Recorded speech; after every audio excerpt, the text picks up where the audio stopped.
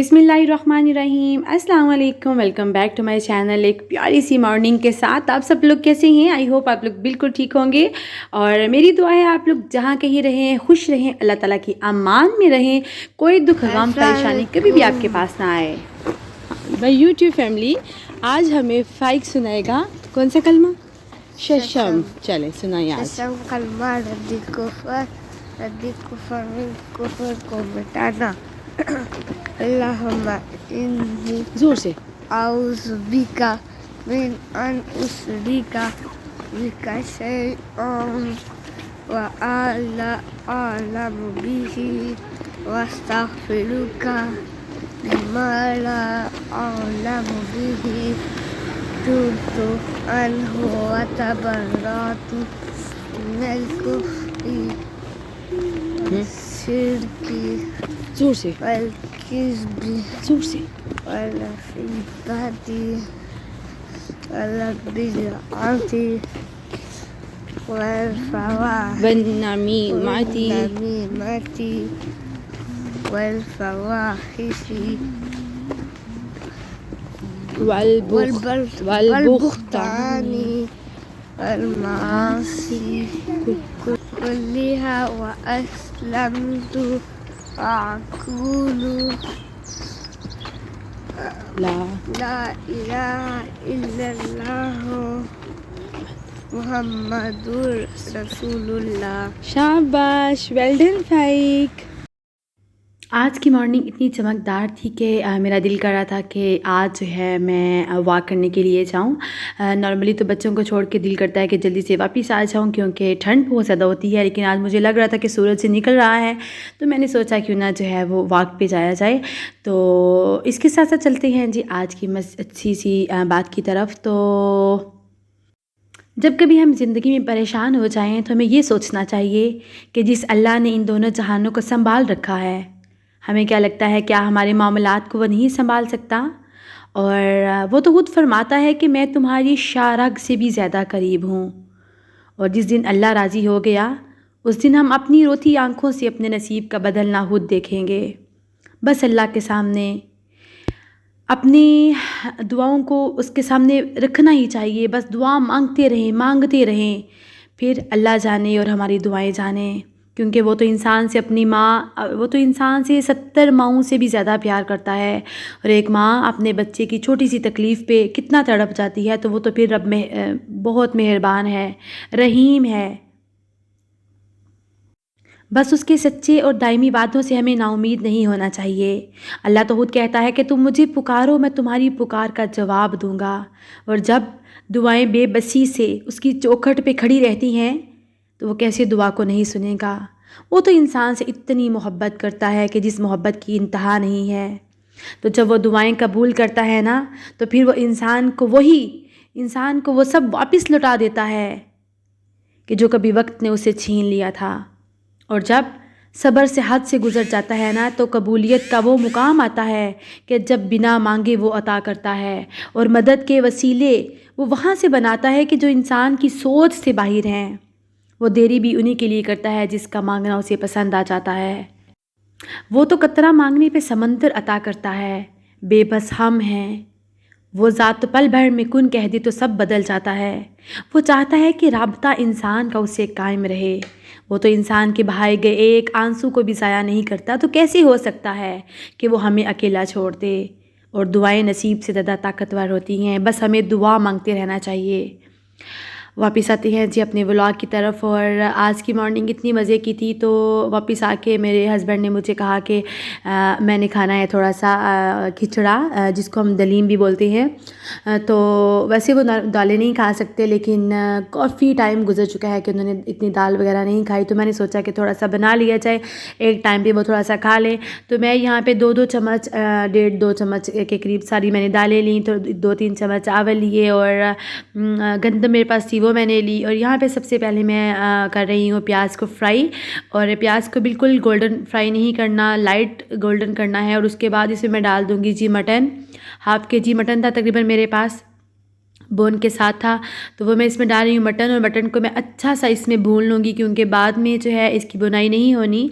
तो यहाँ पे मैं इसको अच्छा सा फ्राई कर रही थी, और फ्राई करते करते साथ इसमें मैंने डालना है जी अदरक और लहसुन, और अदरक लहसुन को डाल के भी मैंने इसको बहुत अच्छा सा फ्राई किया है तकरीबन 10 मिनट के लिए। अदरक लहसुन का एक एक चम्मच भर के मैं इसमें ऐड करूँगी, और वो डालने के बाद इसको मैं सही से अच्छे से इसको भून लूँगी। और इसको भूनने के बाद इसमें थोड़े से जो है मेरे पास मसाले हैं, मैं इसमें वो ऐड कर दूँगी। उन मसालों में मेरे पास जो है ग्रीन चिली बरी कटी हुई थी, कसूरी मेथी थी, हल्दी थी, और नमक था, और थोड़ा सा स्पाइस मिक्स मसाला जो मैं बना के रखती हूँ वो मेरे पास मसाला था, तो वो इसमें मैंने ऐड कर दिया है। और अब इसको मैं फिर भून लूँगी तकरीबन 5 से 10 मिनट के लिए। और इसको भूनने बहुत ज़्यादा भी नहीं यहाँ पे भूनना क्योंकि मसाले जल ना जाएँ। 5 मिनट 7 मिनट के लिए इसको मैंने भून के मीडियम आँच पे तो भून के मैं इसमें पानी डाल दूँगी। और पानी इसमें मैंने इतना ज़्यादा डाला है कि कम से कम जो है 1.5 घंटे के लिए प्रेशर दूँगी, 1.5 घंटे के लिए प्रेशर, ताकि गोश्त हमारा बिल्कुल अच्छे से गल जाए। और गोश्त जितना अच्छा हमारा गलेगा उतनी अच्छी हमारी जो है ये दलीम तैयार होगी। तो मैंने सोचा कि जब तक ये प्रेशर पे गोश्त रेडी होता है, मैं अपना क्लीनिंग प्रोडक्ट मेरा जो ख़त्म होने वाला था तकरीबन, मैं इसमें कोई भी डिटर्जेंट होता है जो डिश वॉशर होता है वो मैं ऐड करती हूँ 2 से 3 स्पून, और 2 से 3 चम्मच इसमें मैं सिरका ऐड करती हूँ, और पानी ऐड करके तो मैं इसका एक डिटर्जेंट रेडी कर लेती हूँ। और यकीन करें कि ये डिटर्जेंट इतना अच्छा है कि घर के जितने भी शीशे हैं मैं इसी से साफ़ करती हूँ। हमारा जो यहाँ पे ब्लैक सोफ़ा पड़ा हुआ है, टेबल है, मैं सब कुछ इसी से साफ़ करती हूँ, और बिल्कुल नीट और क्लीन हो जाता है। और सिरके की वजह से जरासीम होते हैं वो भी ये इसे ख़त्म हो जाते हैं। तो यकीन करें आप बना के देखें ये जादुई डिटर्जेंट, तो बहुत है आपको भी इससे फ़ायदा होगा।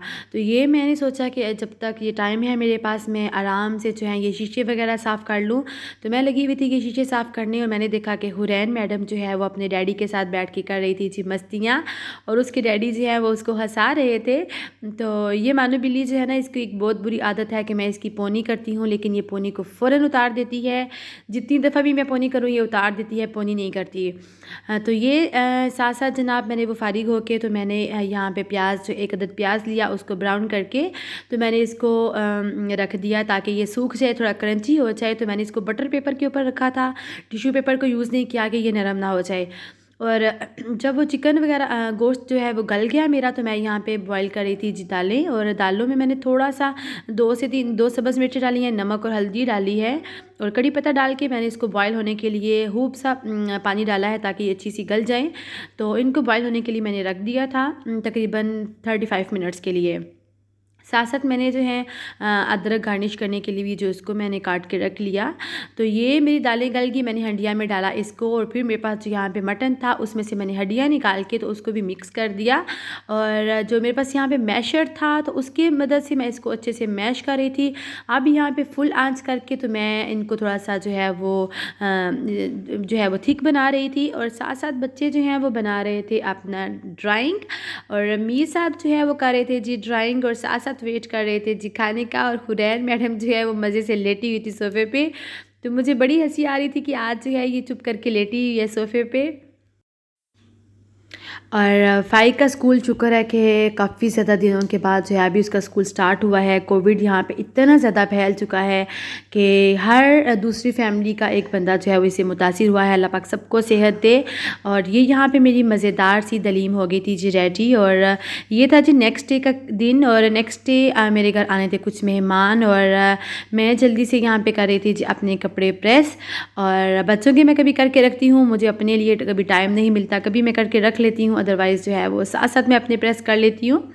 तो ये मैं यहाँ पे बना रही थी जस्ट दही भल्ले, और दही भल्लों के लिए जो फलियाँ हैं वो मैं इनको रेडी कर रही थी बेसन में कुछ चीज़ें ऐड करने के बाद। तो ये झटपट से मैं बना रही थी जी अपनी मज़ेदार सी चाट, और ये हो गई थी जी मेरी मज़ेदार सी चाट रेडी। और सबसे मुझे अच्छा लगता है कि जब हम दही भल्लों को अच्छे से गार्निश करते हैं उसके बाद मुझे इनको देखना बहुत अच्छा लगता है। खाने के में तो ये मज़े के लगते ही हैं, लेकिन दही भल्लों को गार्निश करना जो है ये सबसे मेरा फेवरेट काम है। और ये जल्दी जल्दी से मैं कर रही थी इसको रेडी, और साथ मुझे बनानी थी थोड़ी सी फ्रूट चाट। और उसके लिए जो है ये मेरे पास थोड़ा सा फ्रेश फ्रूट पड़ा हुआ था, तो मैं उसकी बना रही थी जी फ्रूट चाट।